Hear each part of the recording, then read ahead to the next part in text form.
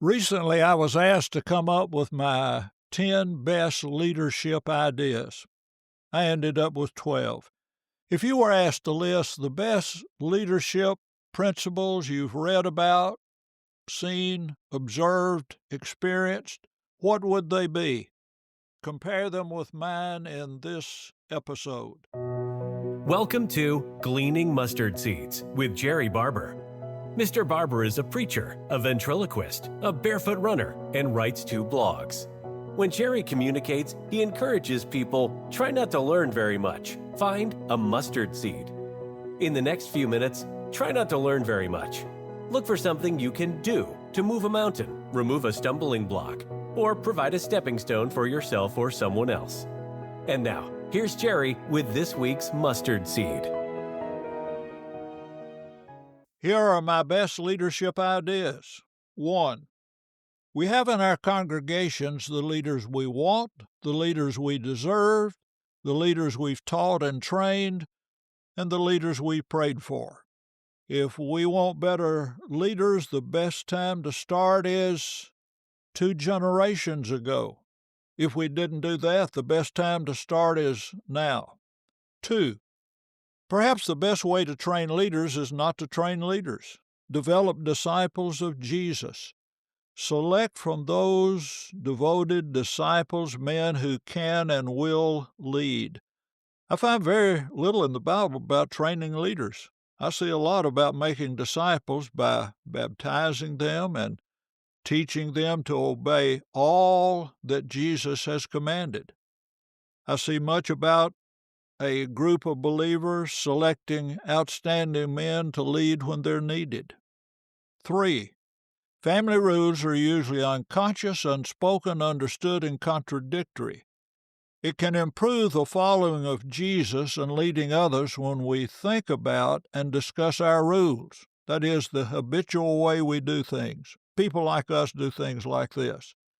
And commit to reducing contradictions. It would improve our leadership and reduce our stress. 4. The identified patient is rarely the cause of the problem, but where the symptoms of the group surface. Rarely will the firing of a preacher or the death or resignation of an elder produce great improvement. The ones we had there were because the group produced, chose, and sustained them. Unless the group changes, we'll get another one like the last one. In fact, they're prepared and waiting in the wings to take their place. The same is true of preachers. If you're changing congregations because a few people irritate you, they're already at the next church where you'll preach. You can learn to deal with them here, or move and deal with them there, or be miserable all your life. 5. Leadership training needs to involve pain, uncomfortable situations we'll face in leadership. We need to train so intensively that real situations will seem easy compared to our training. You don't win Friday night's football game by reclining in an easy chair playing video games Monday through Thursday. 6. Great leadership teams, elders, deacons, preachers, are composed of growing individuals. If I want a better eldership, better preacher, or better deacons, I need to have a plan to grow myself. When that's done and shared with humility, some of it will rub off on the others. 7. If I want the congregation where I worship to have great vision and great goals, I need to have great vision and great goals for my life. It's inconsistent to talk about mission and vision for the church if I've not thought, planned, and am continually preparing for where I think the Lord wants me to be 10 or 20 years from today. 8. One of the biggest mistakes of good leaders is over-functioning. The reason people continue to talk to elders about deacons' work is that they're getting something from the conversation.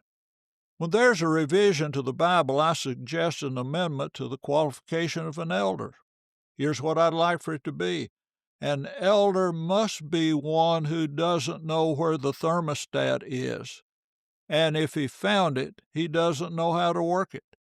People will quit talking to elders about the temperature in the auditorium when they get a consistent answer. John Doe's a deacon who does an excellent job of caring for our building. He'll be glad to assist you with your concerns. In Acts 6:3, the apostles said of the 7 who were appointed, "We will turn this responsibility over to them." Number 9, toxic conflict in a group is generated and maintained by gossip. Proverbs 26:20. Fire goes out without wood, and quarrels disappear when gossip stops. That's solved by the leadership being committed to biblical teaching. Matthew 18:15-17. It's read in my Bible. Moreover, if your brother sins against you, go and tell him his fault between you and him alone. If he hears you, you've gained your brother. But if he will not hear, take with you 1 or 2 more, that by the mouth of 2 or 3 witnesses every word may be established. And if he refuses to hear them, tell it to the church. But if he refuses even to hear the church, let him be to you like a heathen and a tax collector. Paul wrote in Titus 3:10-11, "Reject a divisive man after the first and second admonition, knowing that such a person is warped and sinning, being self-condemned." If leaders state and remind the congregation they believe and will practice what the Holy Spirit teaches, it'll eliminate toxic conflict. If you announce your united intent to practice biblical conflict resolution, one of the wives in the group and one of your brother-in-laws will violate the principle within 6 weeks just to see if you're serious about what you said. If you'll deal with it firmly, in love, things will get better after the initial sabotage. 10. Much of our training and philosophy of leadership has been affected by our family of origin, where we grew up. By learning more about our family, why they did what they did, what influenced and challenged them, we can be free to change, modify, and accept some of the way we always did it. Humans, even the best, do some things well and some things not as well. Consider the heroes of faith in Hebrews chapter 11. All of them sinned and had defects in their lives.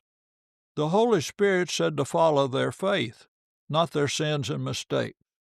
We can do the same with our family and friends. 11.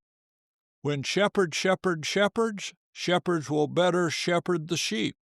When shepherds don't shepherd shepherds, shepherds probably won't shepherd the sheep. When our most spiritual men discuss deep and vital issues with each other in a loving way, the congregation will search them out to talk about their vital, painful, and challenging issues. 12. When overseers oversee overseers, overseers will better oversee the flock.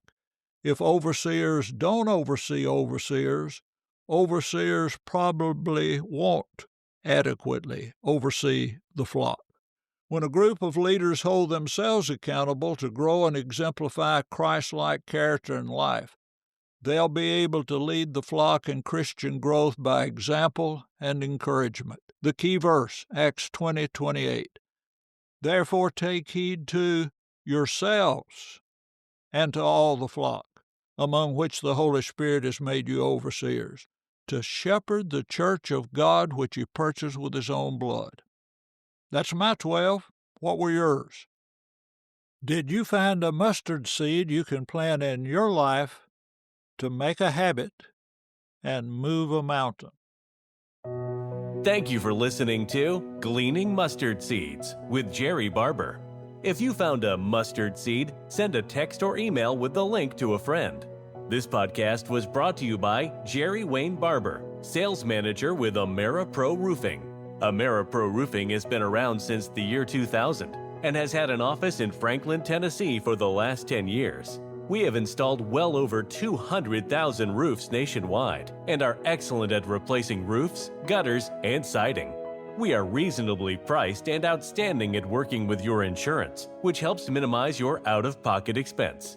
If you would like a free inspection of your roof and other exteriors, please call Jerrie Barber at 931-628-3390 for an appointment in Middle Tennessee.